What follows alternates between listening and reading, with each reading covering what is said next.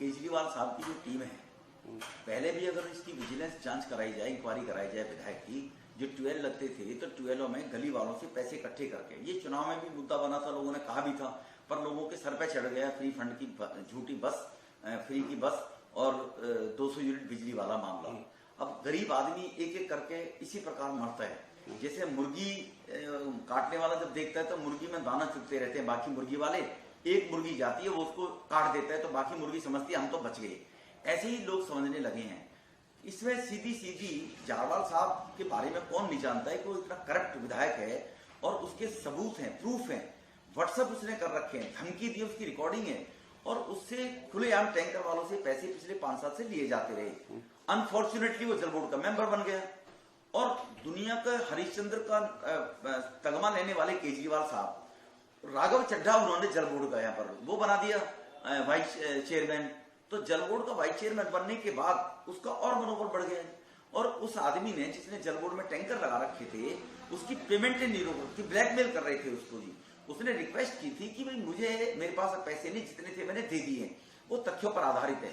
इसमें सीधा सीधा उसको टॉर्चर करने के मामले में जारवाल के खिलाफ मुकदमा बनता है। पुलिस को इसको सीरियसली लेना चाहिए और इस प्रकार से और आगे जितने लोग टॉर्चर हो रहे हैं आगे कोई ऐसा काम ना करे और विधायकों को सबक मिलेगा और केजरीवाल साहब को तुरंत उसको पार्टी से निकालना चाहिए। ऐसे लोगों को, केजरीवाल साहब के अंदर नैतिकता है, मानवता है, जीवित है, वो गरीबों के लिए अगर कहता था तो इसकी जांच करे कि कौन कौन से टैंकरों के माध्यम से, विजिलेंस के माध्यम से उसके विधायक पैसे लेते और कहां उन गरीब लोगों को टॉर्चर किया जाता है। अब कोरोना वायरस के चक्कर में किस कहां से भरे बेचारा, वो कहां से पैसा कमा के लाए, इसलिए उसने अपने बच्चों को छोड़कर और अपनी जीवन लीला को समाप्त कर लिया। इसका सीधा सीधा दोषी वहां का विधायक है जारवाल।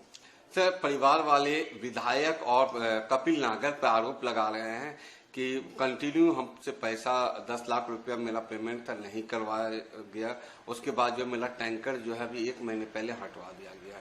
तो क्या दिल्ली जल बोर्ड को एक्शन को भी कोई एक्शन जो है एप्लीकेशन दिया गया था, उसने भी कोई रिस्पांस लिया है? दिल्ली जल बोर्ड के अधिकारी तो दबाव में, अधिकारी तो दिल्ली के सभी अधिकारी बेचारे लंबे समय से दबाव में काम कर रहे हैं और उनके दबाव में काम करने के कारण से जल बोर्ड के अधिकारियों ने, कारण क्या है, पेमेंट क्यों नहीं की?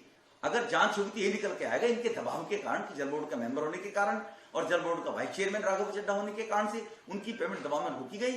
और ये इसकी जांच का विषय है कि उसके टैंकर को किस कारण से हटाया, क्या एलिगेशन लगाया उसके ऊपर, एलिगेशन बताया ना, या इससे पहले को प्रॉपर्टी में एलिगेशन लगाया था। तो जल बोर्ड के अधिकारी को उसको तुरंत पेमेंट रिलीज करनी चाहिए। और जल बोर्ड के अधिकारी क्या करें कि चीफ मिनिस्ट्रीज का सीधे चेयरपर्सन होता है जल बोर्ड का, तो केजरीवाल साहब को इसमें इंटरफेरेंस करना चाहिए और जारवाल को तुरंत निष्कासित करना चाहिए उनको पार्टी से।